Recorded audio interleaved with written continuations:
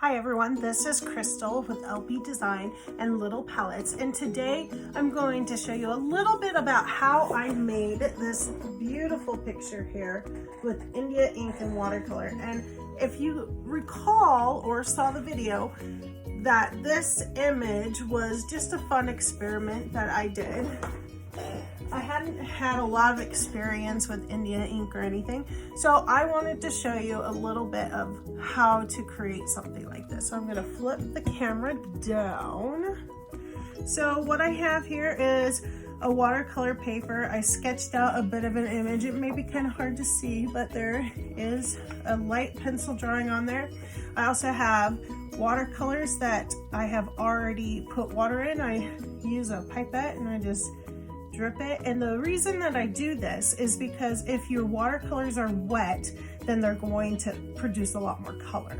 And then over here, I have a separate water cup with India ink. And I have already taken some India ink, and there's a pure color and it goes lighter as you go. It's still pretty dark, so we'll just kind of, as I said, it's an experiment.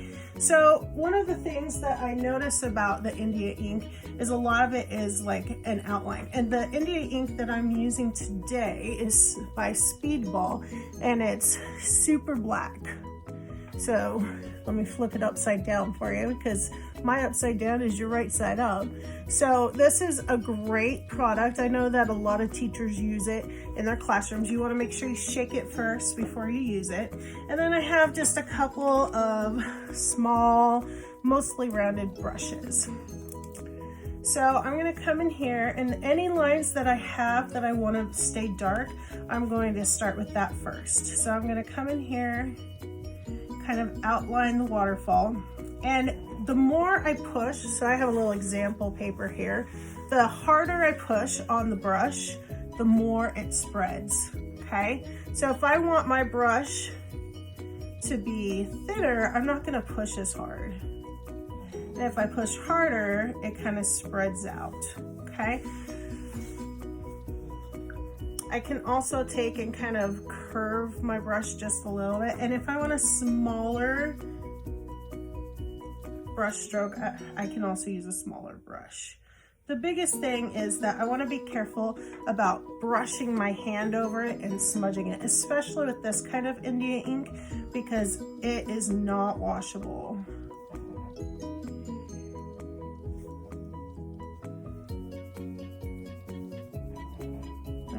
My finger to help me balance. Now I am painting this upside down, as I said before, because otherwise it would be upside down to you, my audience, and I really don't want to do that.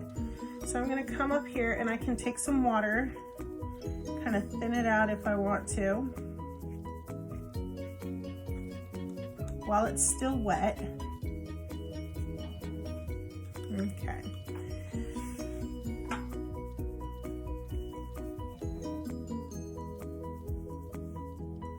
I'm just kind of using this black to outline. As I tell my students, black or an outline makes everything look better.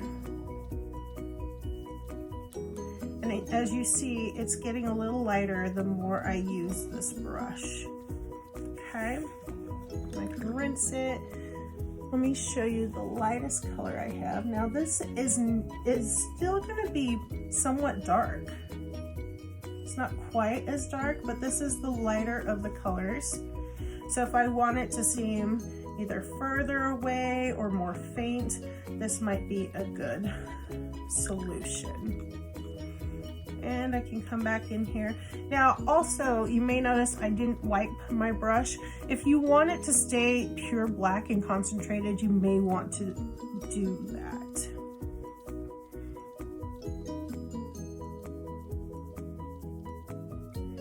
Creating some little shadows. So I rinse my brush for the most part, and I'm going to create a gradient by getting a little bit more water as I go in my brush. It's going to create a gradation for my rocks. Once again, if I want a darker edge, I can take that pure India ink And much like a watercolor, do you see how it just bled into the other areas? Anywhere that you have wet or water, it'll bleed into those areas, which I kind of like it for my rock. If I don't want it fully bleeding, then I may just feather it out. But I kind of like it. And I put a little bit of a darker area. It just kind of outlines my rock so it looks more voluminous and it looks lighter right there.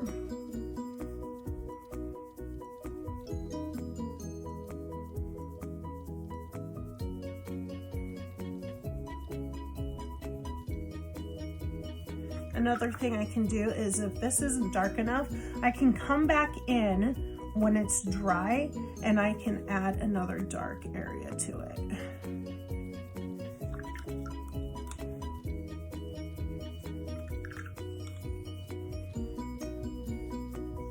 So the key to anything where it's more liquidy like this, so watercolor, inks, is the timing of it. If you really want to have it to be dry, like a layer of dry where you're not mixing colors, then you want to make sure your first layer is dry. If it is washable ink, then no matter what you do, it'll kind of blend together. But with these more permanent or watercolors, if you let that first layer dry, then you can add other colors on top of it and it's less likely to bleed together.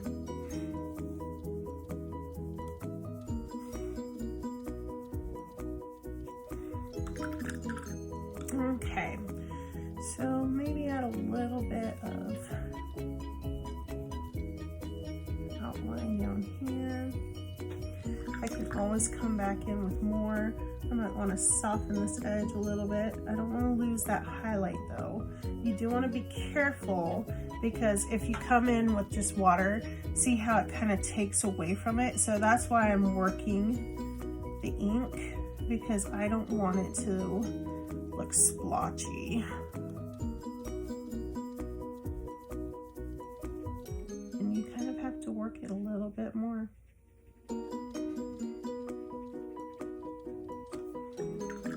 Just feather that brush. This is feathering where you move it back and forth. And it probably would have been a better idea to wait for it to dry, but sometimes you either don't think about it or you don't have the patience, and that's okay. So I can kind of come in here, see if that's dry. So I might come in here, and if I want my paint to be lighter, I'm going to start with water first. This is called a wet into wet. It's great if you're trying to color mix. Now, if my ink was still wet, then you would notice that it would bleed, but it's dry, so it's staying right where it was at. So I'm going to come in here with a lighter color. I'm going to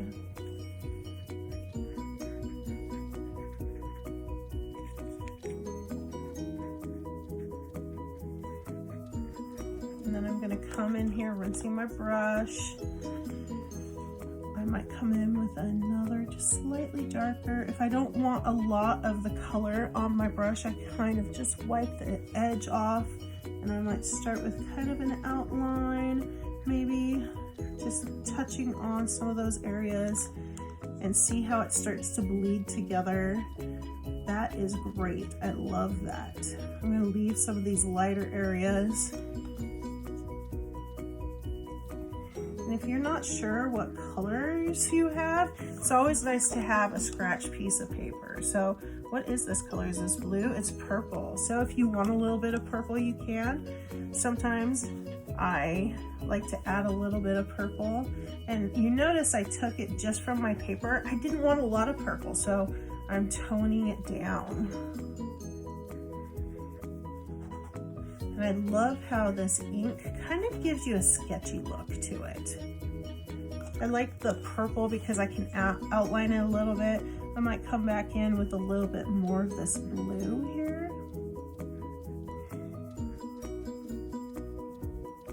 And And I'm not putting very much on my brush at all. If my brush was white, you could really see that, oh wow, she doesn't have a lot of color on there.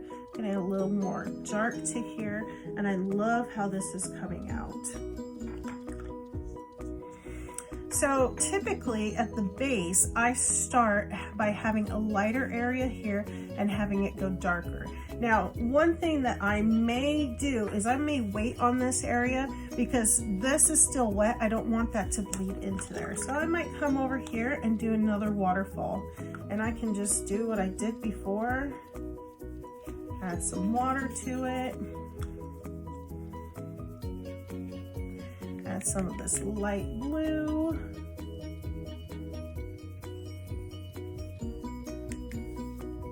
It's a beautiful light blue color. I can spread it a little bit if I want it darker up here. If I want it lighter, I can take some of the water out of my brush and it'll suck up some of that color. So if you go too dark, you can always suck up some of the color. Come in here with a little bit of blue.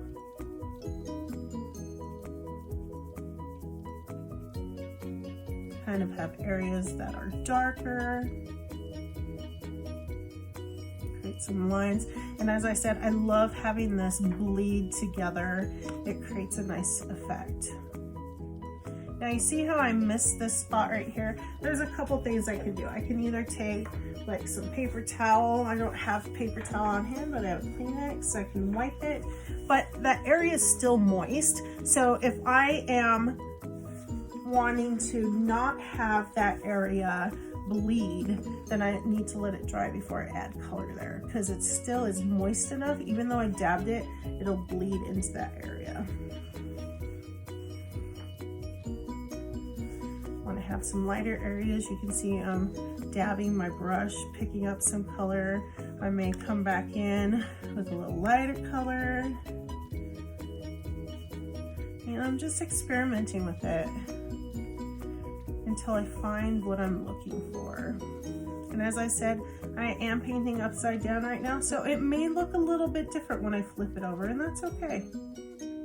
As a teacher, I often do things upside down because really it's more about my students seeing what it looks like than myself.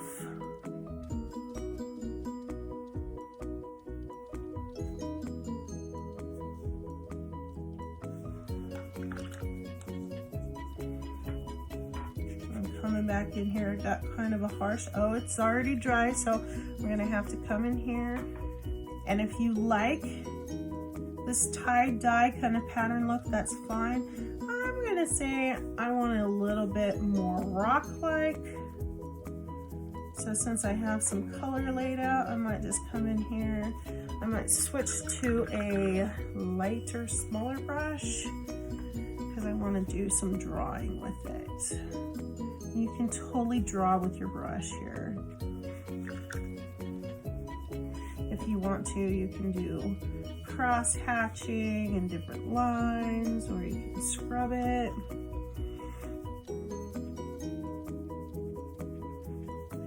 And while I did not stretch my paper, stretching your paper is where you put it in a bath of water. I actually use my bathtub, and you let it sit in there for 5 or 10 minutes, making sure that there's no air bubbles on top. And then you carefully place it onto a board that you can use staples. I stapled the edges when I do it. I didn't do that this time, so that's why you see this bubbling a little bit. I'm okay with that. Usually it flattens out, or you can press it when it's dry. Okay, since I'm doing these rocks right now, I really don't want to do this waterfall or it's gonna bleed together. Just something to consider. That's the nice thing about watercolor though, is that it does dry really quickly, just like this ink, and then you can go and move into another space while it's drying. And it doesn't take a lot of time, and I love it because unlike oil paints, it takes forever to dry. The stuff dries fast, and I kind of lean towards the materials that will dry faster. I have patience, but not in that area. You can also sometimes hit up A little bit of white if you want it to be a little lighter. Sometimes it'll show up. My white is almost out, so it may not show up in quite the same way.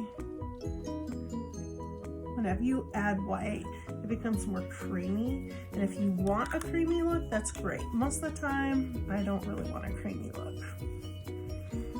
Let's see, that's still wet. So I might come in and do some of my brushes, or my bushes. There's several different things you can do for bushes. You can use sponges. Today, I'm just gonna paint it. So I like to start with lighter colors. Now my yellow is kind of turned green. Yes, I let children use these palettes. It still has somewhat of a yellow base. It's kind of a yellow-green color. And I'm thinking about, where's my sun hitting? I'm gonna have just some highlights here. Oops, wrong water.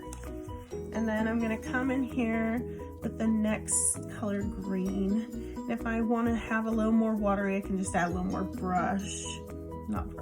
more water to my brush. Or add just a little bit there.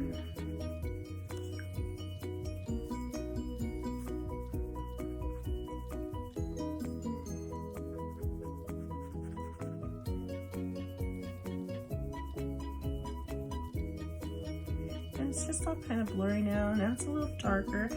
I will be coming in and doing a darker outline. Now I want to see what this next green is. It's kind of a tealy color. That's not really what I want.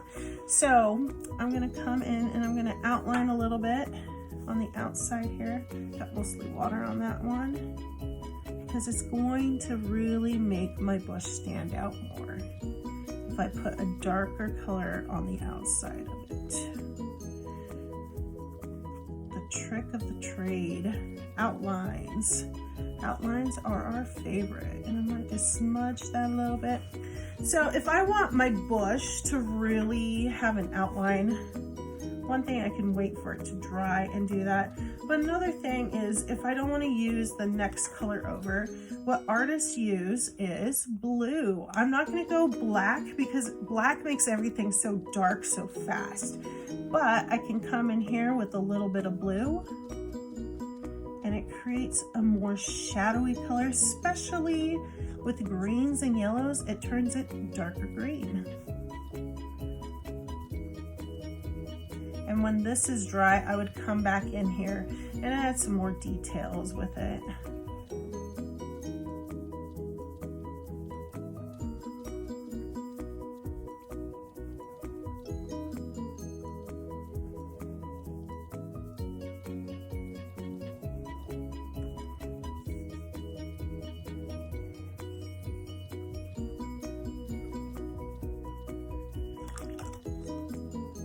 And then I just wash my brush. I'm kind of just mixing some colors. I don't want it to be too yellowy.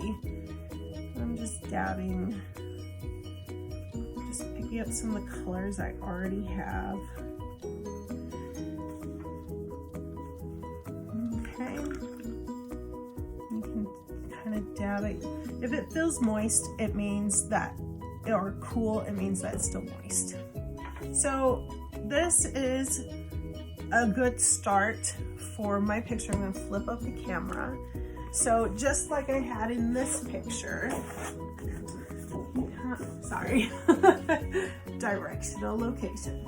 Okay, so kind of like this picture, you can see where I did some, like the gradation on the mountains. You can kind of see that with the rock. How some of the green, I added a more shadowy color. So I started with a lighter, with a yellow and some green. And then after it dried, I came in and added more shadow. And so that's the base of what you just saw, is the base of how you make a picture, kind of like this. And the India inks are really fun to play with. You do want to be careful because you don't want to spill them. They are permanent. But if you're careful, it's not really a big deal. And so this is how you make this beautiful picture. I hope you enjoyed my little demo and that you have fun and the courage to take a risk and practice this. It's a lot of fun. All right, have a good night. Signing off.